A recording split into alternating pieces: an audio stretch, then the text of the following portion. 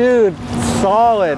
Way to give us all hope. He caught one, yeah, 60-pounder.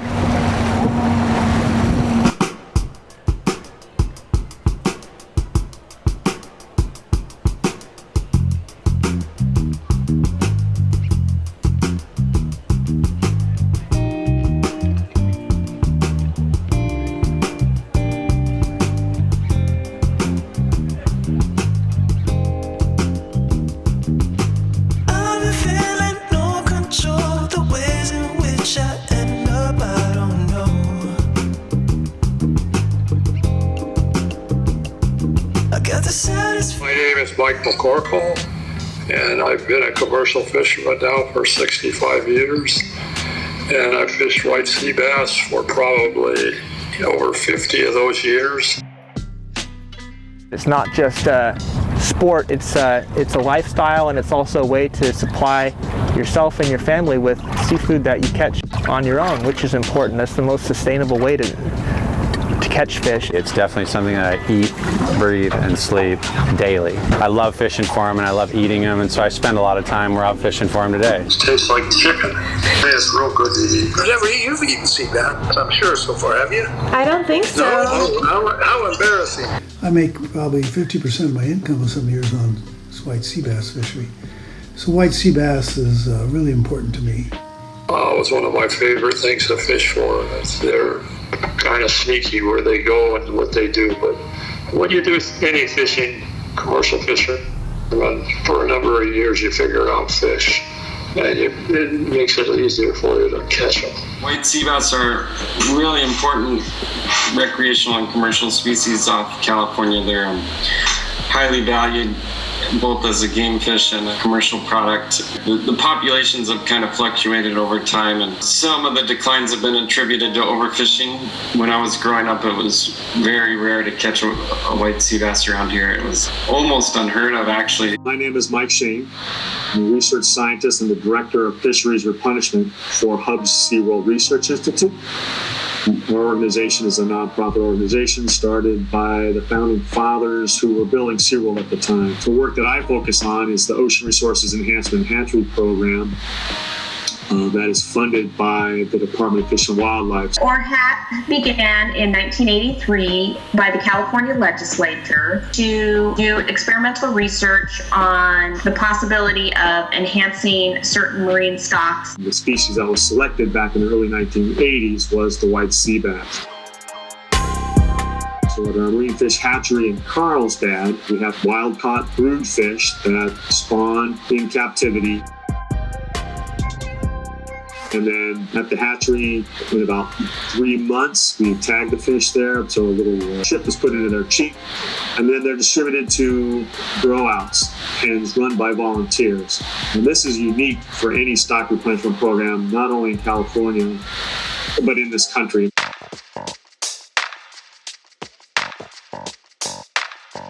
I'm really not a fisherman.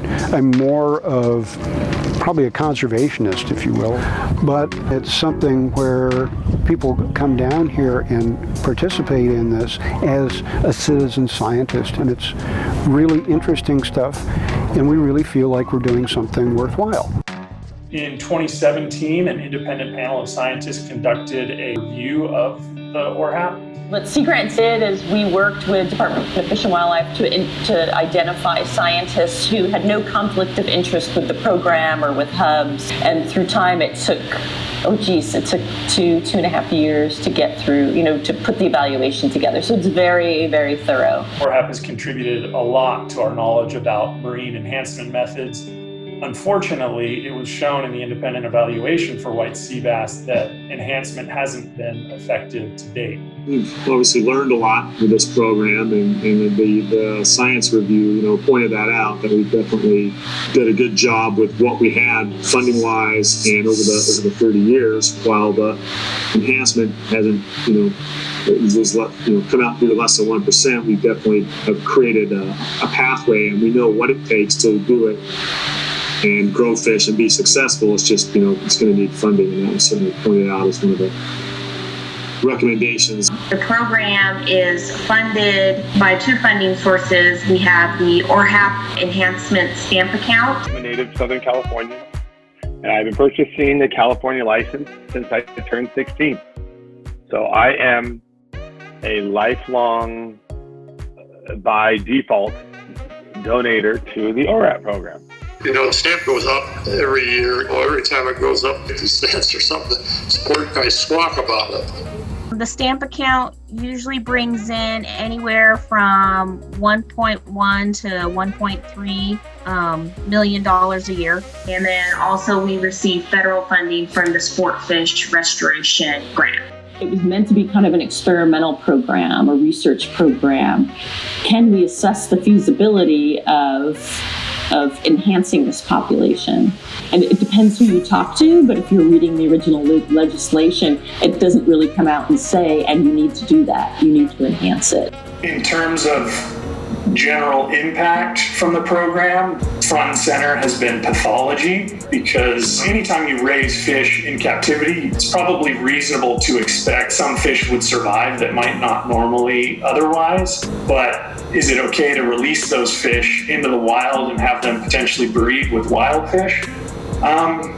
You know, we don't know. We know a lot of these fish have contracted viruses that were not found in the wild population. And Hubbs has employed geneticists to look at that in more detail. Well, you can't release those sea bass into the ocean, in my opinion, because the sea bass in the ocean don't have diseases like that. They make comments, well, just let them go. The weak ones will die and the strong ones will survive. Just let them all go. Well, that isn't the way it works according to the pathologists. And they get all different kinds of sicknesses, and buggy eyes and deformalities in their body, and just different things happen to them. What about these bumps and lumps and growths? Are these normal? Does this come about in trout and salmon? And they said, you know what? Nobody looks. So we don't know. It could be a normal phenomenon for hatchery fish, or it could be an abnormal phenomenon. We don't know because people don't look. And the thought is they don't look because they figure if it's weakening the fitness of the fish and the fish gets released, it's just going to get eaten, right? It's not going to survive. It's going to get gobbled up. So that's kind of the running view in these enhancement programs, from my understanding of it. Just to be clear and open, I mean, any marine fish, freshwater fish for that matter, that's cultured around the world, there are malformations as part of the culture process. Hubbs boys all screaming that, they just have orbital bone disease, that won't hurt, let's release them, blah, blah, blah. I don't want anything released unless it's healthy. Where do we think a lot of these problems in this fish are coming from? One of the things that could be is that, you have this heavily industrialized and polluted lagoon, and that could be playing a role in this too. Agua Hedionda is one of, if not the most industrialized lagoons. Certainly in San Diego Bay has heavy industrialization, militarization. And if someone were to tell me tomorrow that they found that was the cause of the problems with some of the fish in the grow facility, I don't know that I or Coastkeeper would be surprised. There's also the gillnet sampling that's gone on since the late 80s. I worked at Hubbs until 2008, and up to that time, there had been roughly 250,000 fish caught. And that's pretty controversial because commercial gillnets were banned in the early 90s because of bycatch associated with nearshore species. Since then, we've seen improved stock status of white sea bass, for example. But at the same time, the Hubbs program has been using small-scale scientific gill netting in nearshore habitats in bays and estuaries and kelp forests. The gill nets are pretty unique things. Everybody thinks they kill everything, and that's not really true. That the gill net is really designed on the species you're trying to catch. That's why they're very efficient. Anything caught in those gill nets are scientific data. If you're talking about commercial fisheries, you're talking of tons or tens of tons or hundreds of tons, and it's a much smaller scale than that. So the impact of their sampling on fisheries, the white sea bass and other fisheries, I would say is fairly negligible. That helps to produce another 1 million or so wild fish that wouldn't have otherwise been there. Is it really such a bad thing? So I don't know for sure whether the hatchery program is really working and benefiting us as far as the white sea bass fishery goes. However, I don't think that it's a negative impact either. I think it's a good thing all around, if even just for the awareness that it's built for thousands of people that like to go fishing in Southern California. It's a fabulous concept. It's a wonderful idea. They've been doing it for 30 plus years. If it was truly successful, you'd think we'd see some success. It amazes me that this isn't more widespread. So thumbs up for enhancement. Yeah, we were a little off, and maybe the survivorship has been a little bit better. We're making it better. So let's continue to learn and grow on this program. Next question.